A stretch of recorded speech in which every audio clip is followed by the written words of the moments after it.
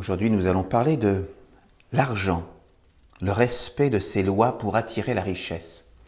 Et pour cela, nous allons analyser le psaume 209 d'Ouriel, parce que nous sommes en été, donc c'est vrai que c'est la saison où nous étudions l'archange Ouriel. Et lorsque nous observons la nature, qui est toujours notre modèle et vers lequel nous devons toujours nous tourner pour avoir la sagesse, pour comprendre les lois de la nature et de la création, qu'est-ce que nous voyons ? L'été, nous voyons que tout pousse, tout est dans la splendeur, et c'est le moment où nous recevons les fruits du travail de l'année. C'est le moment où nous voyons les vergers qui sont pleins d'abondance de fruits et que les récoltes peuvent s'engranger. Et donc, c'est le moment où la richesse est présente parmi nous, la richesse dans la nature.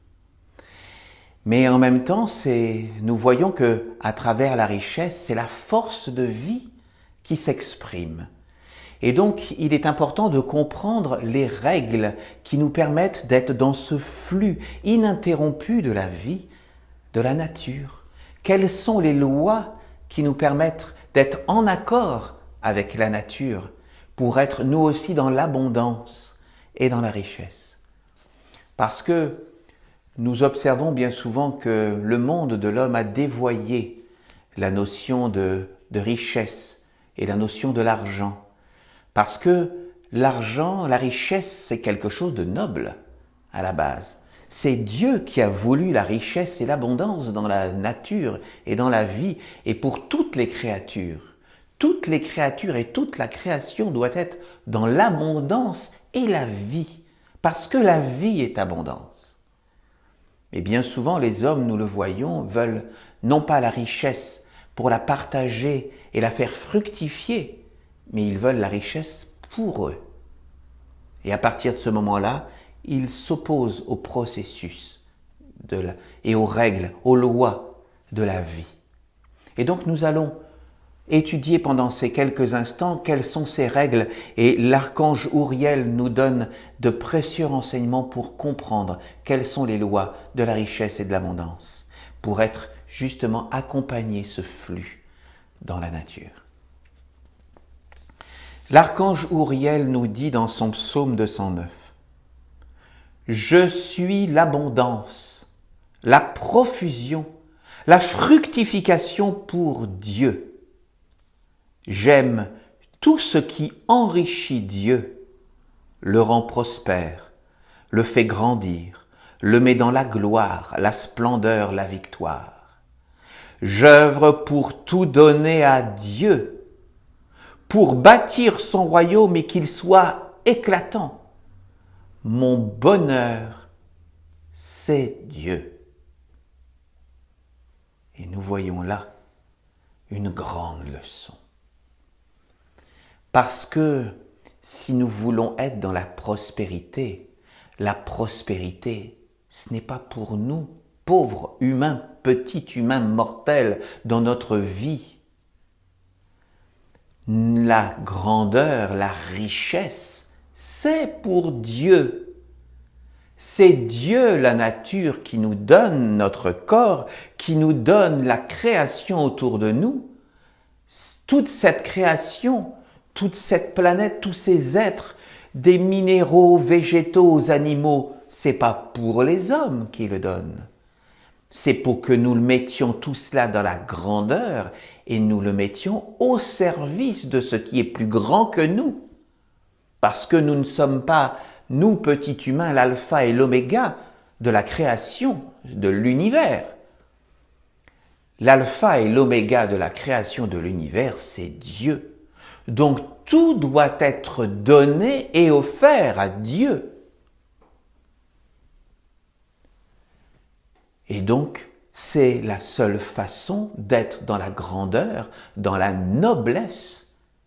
C'est de se mettre dans le courant de vie de la nature, de faire tout pousser pour l'offrir à Dieu.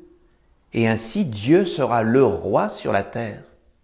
Si nous voulons créer un monde de justice, de paix, d'amour, de grandeur, de sagesse.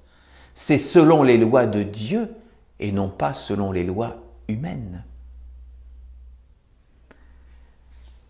Les humains ont perdu cette conscience et se sont éloignés de ma présence. Ils pensent que pour vivre sur la terre, ils doivent impérativement posséder de l'argent afin d'avoir accès à des biens du monde. Ils sont persuadés qu'avec l'argent, ils peuvent tout réaliser et ouvrir toutes les portes. Cela n'est pas faux, mais cela n'est pas non plus tout à fait vrai. De plus, une telle croyance conduit vers la pauvreté.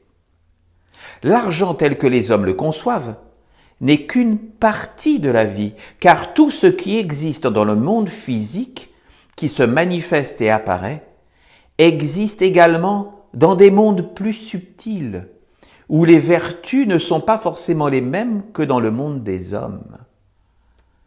L'homme ignorant ne prend en compte que ce qu'il peut voir avec ses yeux, toucher avec ses mains, et surtout ce qu'il peut faire avec cela.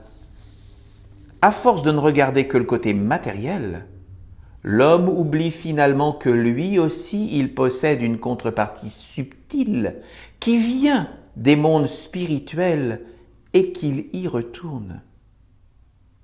La richesse ne réside pas simplement dans ce que l'homme peut voir, toucher ou utiliser, mais également dans la relation et la juste compréhension de tous les mondes.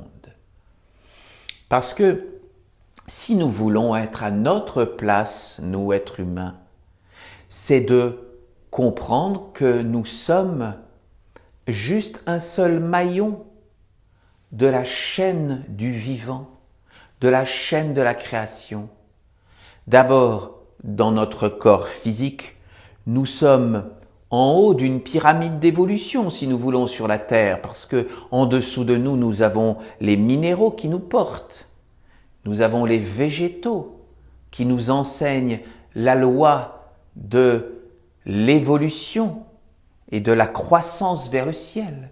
Nous avons les animaux qui nous enseignent les sentiments et la pensée noble. Et notre place à nous d'êtres humains, c'est de comprendre qu'au-dessus de nous, il y a tout le reste de la création, tous les mondes et les différents plans visibles et invisibles. Et donc, nous sommes juste ce maillon, ce petit maillon essentiel, qui, lorsque nous en avons conscience, nous permet de nous relier avec ce qui est divin, au-dessus de nous. Et comme quand nous sommes reliés au monde divin, nous apportons l'alliance et la reliance avec le monde divin aux êtres qui sont au-dessous de nous. Notre fonction est là. Et donc notre fonction est d'être dans le partage, de permettre à ce qui est divin de se poser sur la terre et de ce qui est sur la terre de pouvoir s'élever vers le monde divin. Et la vie, elle est là. Notre mission, elle est là. Notre place est celle-là. Mais pour cela, nous devons travailler sur nous. Nous devons prendre cette conscience de cela.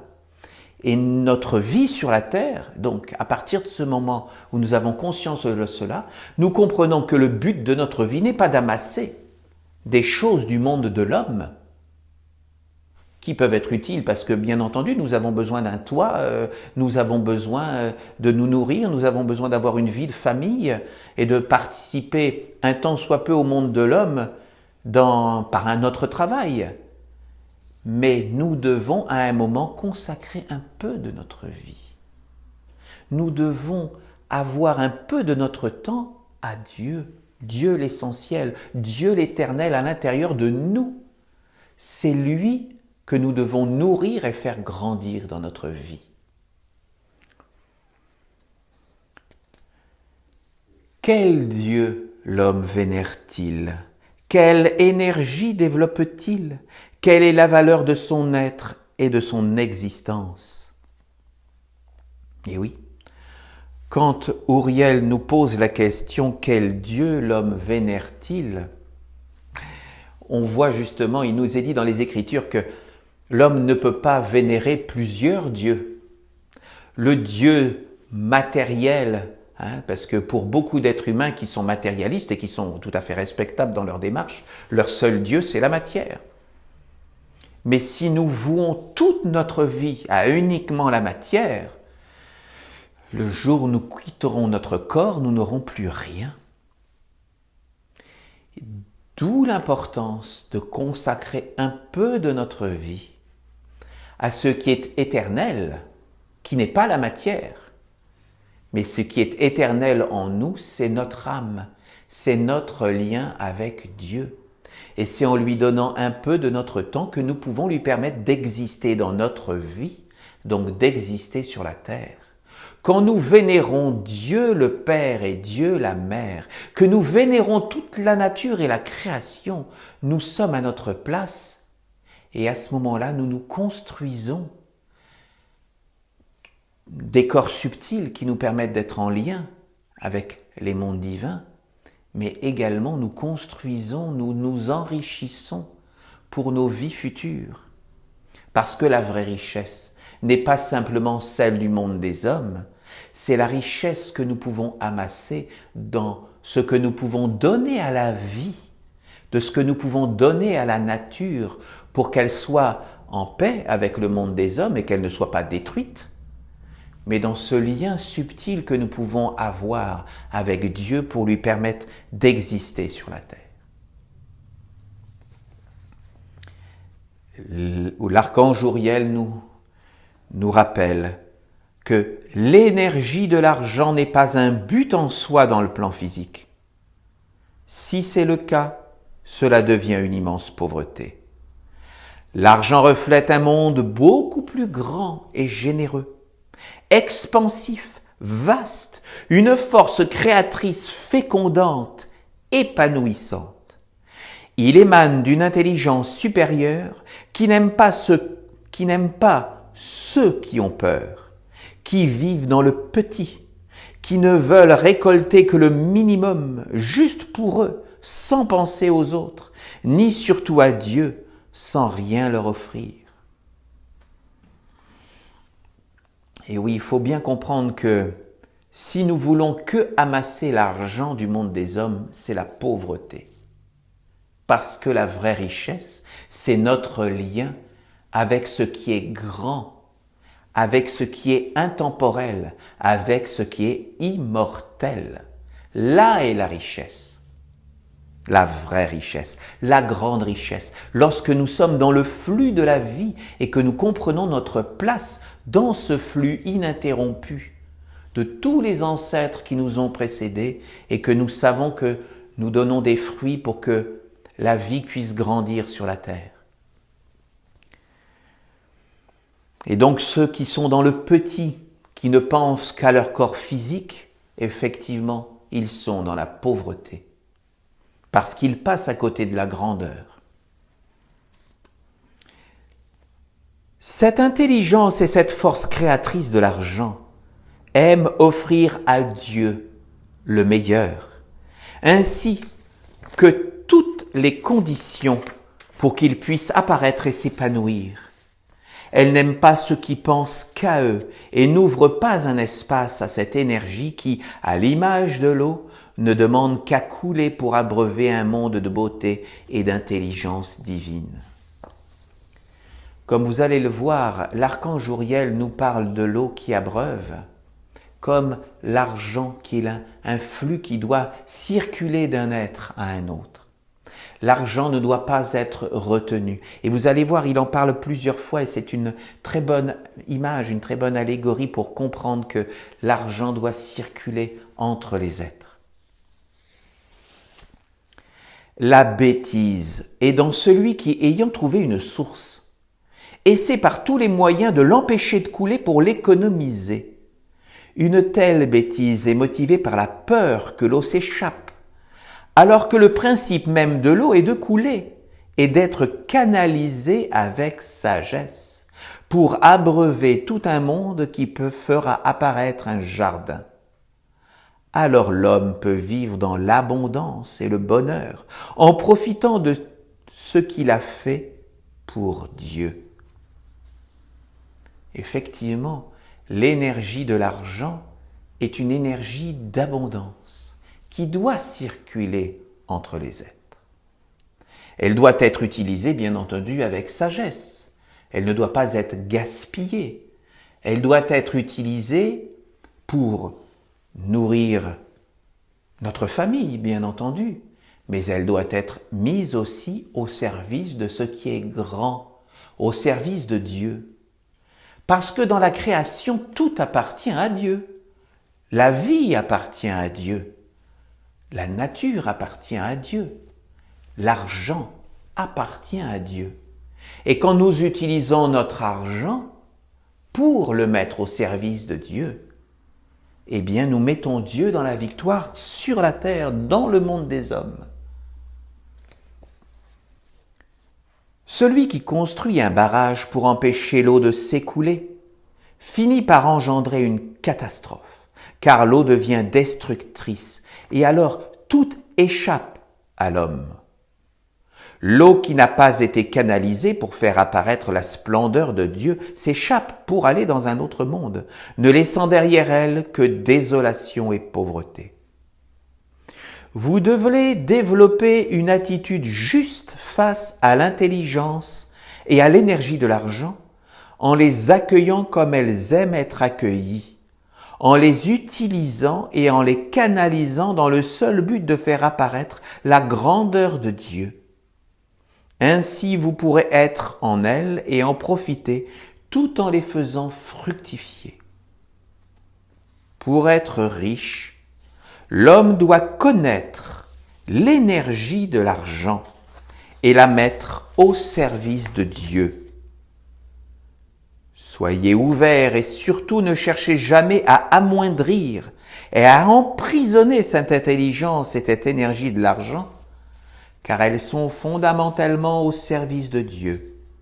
Si vous les détournez, non seulement vous n'en bénéficierez que très peu, mais en plus vous enfanterez la pauvreté à tous les niveaux de l'existence.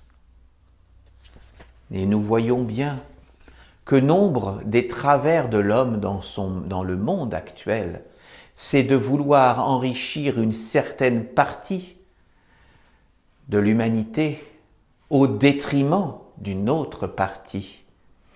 Et combien nous voyons de désolation, de souffrance, lorsque l'homme détourne l'énergie de l'argent dans certaines industries, dans certaines sociétés, justement pour qu'elle soit mise au profit uniquement du monde de l'homme et de ses structures. L'argent est la vie, parce qu'il faut comprendre que l'argent, c'est une énergie de vie, doit profiter à tous et doit être mis dans la circulation pour que chacun puisse y avoir accès et le faire profiter et le faire grandir à son tour. Que chacun puisse avoir de l'argent pour nourrir sa famille, mais également le mettre au service de Dieu.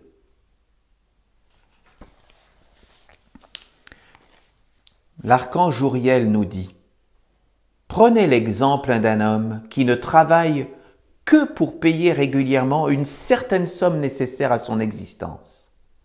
Il va alors se concentrer uniquement pour payer cette somme lui permettant de survivre, mais jamais il ne pensera à Dieu et cela l'enferme en lui-même. Dieu n'est pas une nécessité pour lui, il pense d'abord à lui, à son corps, à ses besoins de sa vie matérielle, puis éventuellement à Dieu. Il oublie qu'il est une volonté, un cœur, une pensée, une conscience, une destinée, une âme et un esprit immortels émanés de la source de Dieu. Que fait l'homme pour nourrir son esprit immortel? Et qu'est-il prêt à donner pour cela?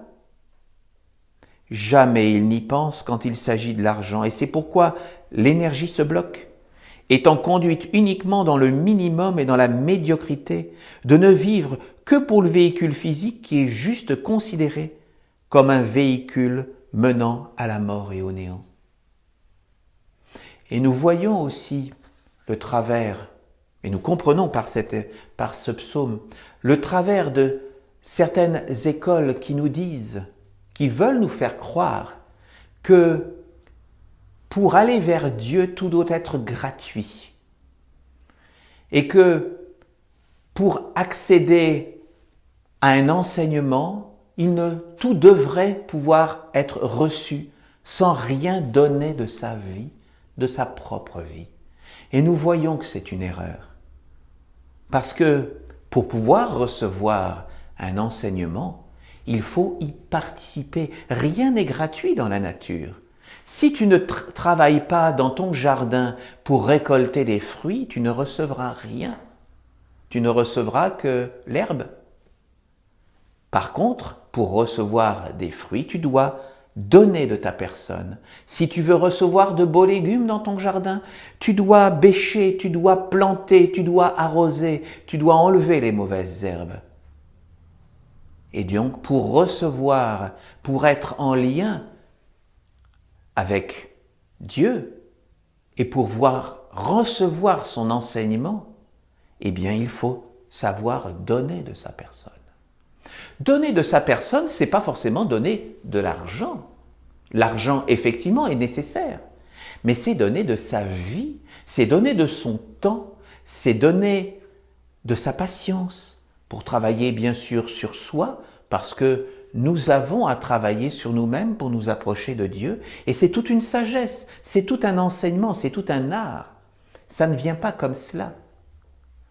Et donc, c'est tous ensemble que nous pouvons nous unir pour échanger les uns avec les autres, pour pouvoir participer et construire l'école de Dieu sur la terre et son Église.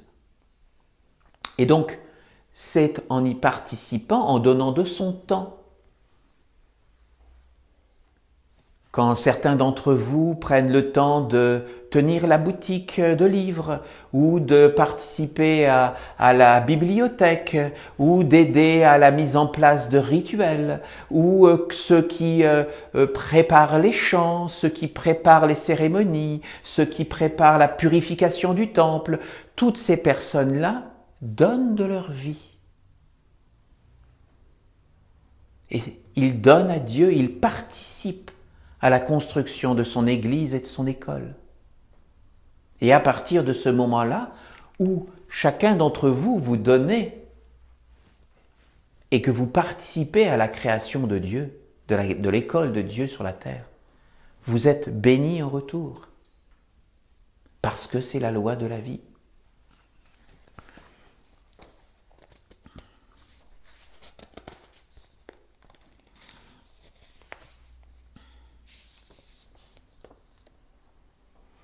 L'homme ne pense pas que l'énergie peut devenir plus grande à travers lui, car lui-même la limite, l'enferme, l'éteint et la détourne par des concepts et l'orientation qu'il porte en lui. Voilà comment cette énergie qui a l'universel et l'immensité comme fondement et qui aspire à œuvrer pour donner un corps à Dieu sur la terre, est mise dans la médiocrité, faisant apparaître la pauvreté. Je sais qu'une certaine intelligence qui aime conduire l'homme dans la peur et l'enfermement le suggestionne et l'éduque pour lui montrer que dans la vie, il doit avoir un capital à sa disposition afin de faire face à certaines circonstances. Mais dans les mondes supérieurs, il n'y a pas la même vision, car un capital figé est considéré comme un néant. Seule la vie organisée en beauté divine apporte la richesse et la réussite. La vie est quelque chose qui circule, qui est en mouvement, qui n'est pas dans la stagnation. Si on reprend l'analogie de l'eau, celui qui veut faire un barrage pour garder de l'eau uniquement pour soi, un endroit où il stocke de l'eau qui ne circule plus, eh bien malheureusement cet endroit va devenir à un moment comme de l'eau croupie, parce que l'eau qui stagne et qui ne circule plus devient le nid plein de parasites, et l'eau croupie n'apporte plus la vie, Elle apporte la mort et la désolation. Elle apporte la pauvreté. C'est pourquoi l'eau doit circuler. L'énergie de l'argent doit circuler entre les êtres. Olivier Manitara demanda alors à l'archange Ouriel, « Père Ouriel, veux-tu nous dire que si l'homme est pauvre sur la terre, c'est parce qu'il est lui-même dans une prison ?» L'archange Ouriel répondit, « Je dis qu'une certaine intelligence qui a bâti le monde de l'homme a dit à celui-ci qu'il doit conserver ses acquis, car la vie peut lui montrer qu'à un certain moment, il peut avoir besoin d'un capital. Voyant cela, l'homme s'est empressé d'accumuler des biens pour finalement enfermer ce monde de l'énergie créatrice dans un but qui n'était plus le service à Dieu, mais de se protéger de la peur. Ainsi, le génie de l'argent et de l'énergie créatrice a été enfermé dans la lampe, c'est-à-dire dans le corps de l'homme. À l'inverse, dans le monde de l'esprit, nous faisons couler l'eau de Dieu, c'est-à-dire l'énergie de l'argent, pour faire apparaître un monde et nourrir tous les êtres, pour partager cette force, afin que la richesse de l'ensemble permette une plus grande récolte et donc une plus grande richesse. Lorsque Dieu est riche, tous les êtres sont riches. Quelle leçon pour nous tous! Lorsque Dieu est riche, tous les êtres sont riches.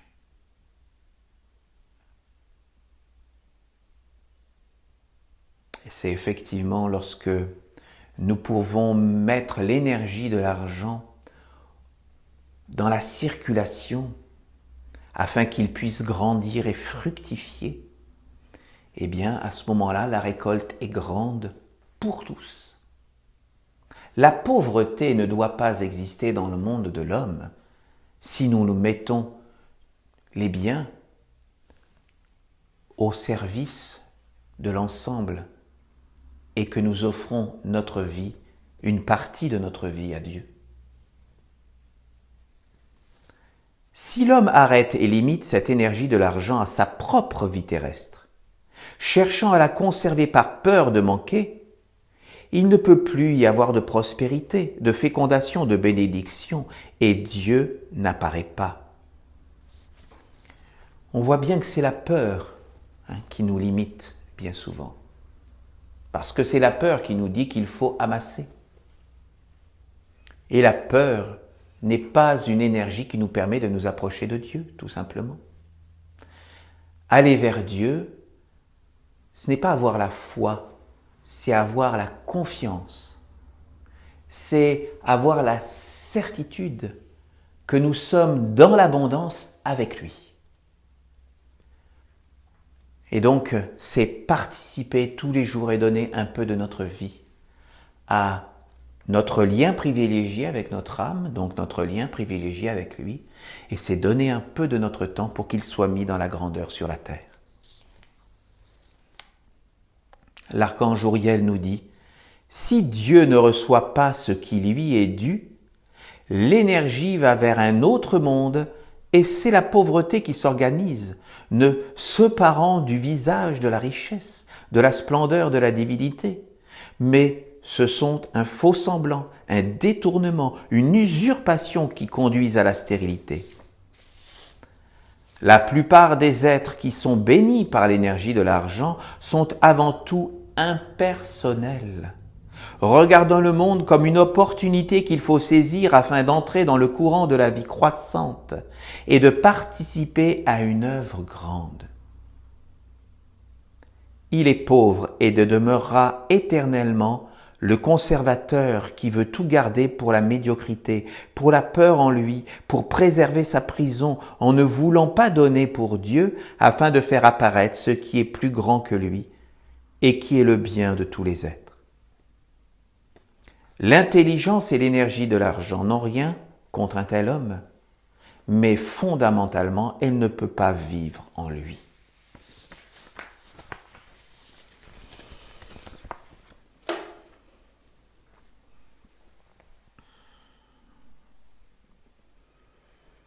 Cet enseignement est vraiment beauté parce qu'il nous permet de comprendre notre place et de comprendre les règles de la vie. La vie, ça se partage. L'enseignement et la richesse de Dieu se partagent. Et c'est pour ça que nous sommes unis et que nous partageons cet enseignement avec ceux qui nous écoutent sur Internet. La vie avec Dieu, c'est une grandeur. Et pour mettre Dieu dans la victoire, il faut participer à son Église, pouvoir donner de son temps, ou pouvoir donner également de son argent. C'est pour cela que notre association, l'Église essénienne chrétienne de Nouvelle-Aquitaine, peut recevoir aussi les dons qui sont défiscalisés à 66%. Quelqu'un qui donne par exemple, allez disons un grand chiffre, 100 €, c'est comme si en réalité il donnait de sa poche 33 €. Parce que 66 € sont enlevés de ses impôts sur le revenu. Donc pour ceux qui peuvent participer et donner à l'Église, eh bien ils sont bien entendu invités à pouvoir le faire.